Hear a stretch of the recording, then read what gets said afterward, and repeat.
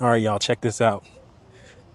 There's a scripture that's been sitting heavy on my heart. And that's why it's today's scripture to save your sobriety. Not even gonna lie to you.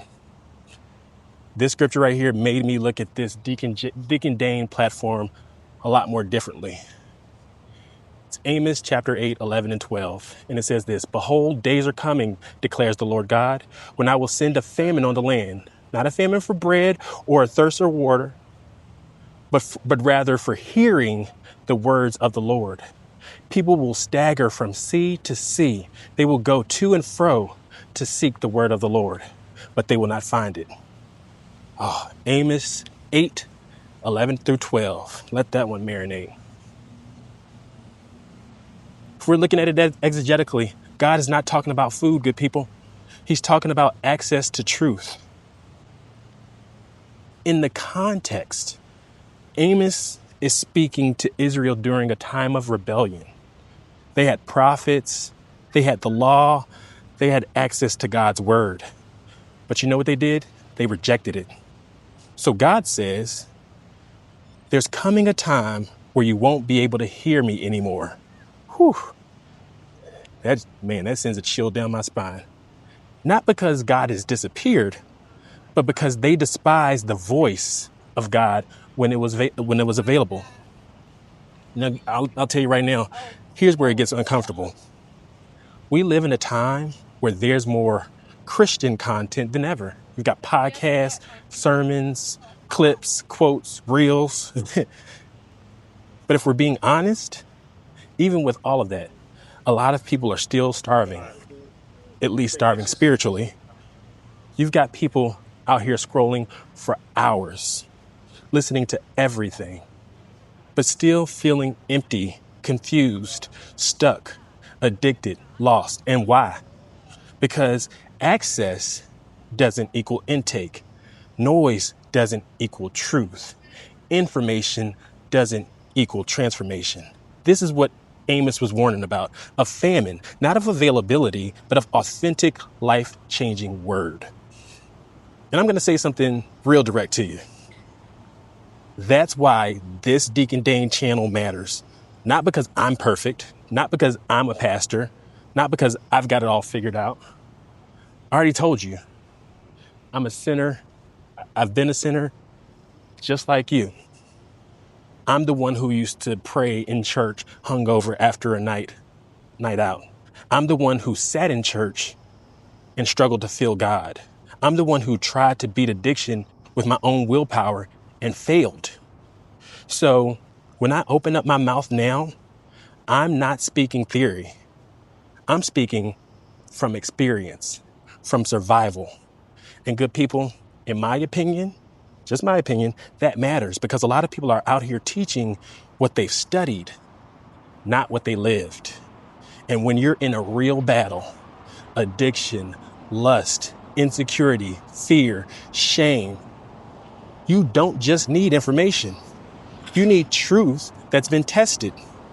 Amos said people wander, searching, but not finding. That's what I see right now. People bouncing from video to video, from sermon to sermon, from influencer to influencer, trying to find something that actually breaks their chains. And a lot of times, they leave with motivation, but not transformation. Let me be clear.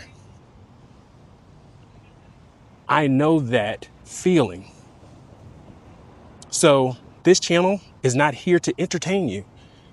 It's here to interrupt you, interrupt the famine. Not because I'm the source, but because I'm pointing you back to the source. Every time that we talk about sobriety, it's not just stop drinking. It's why are you empty in the first place? Every time we talk about lust, it's not just have discipline. It's why are you trying to fill a spiritual void with a physical outlet in the first place? Every time we talk about faith, it's not just, well, read your Bible. Like you would even know where to start. It's, do you actually believe that God wants a relationship with you? That's different. That's not surface level Christianity, good people. That's soul work. And I believe a lot of people watching this, well, the few people watching this, you've been in that famine. You've been searching. You've been listening.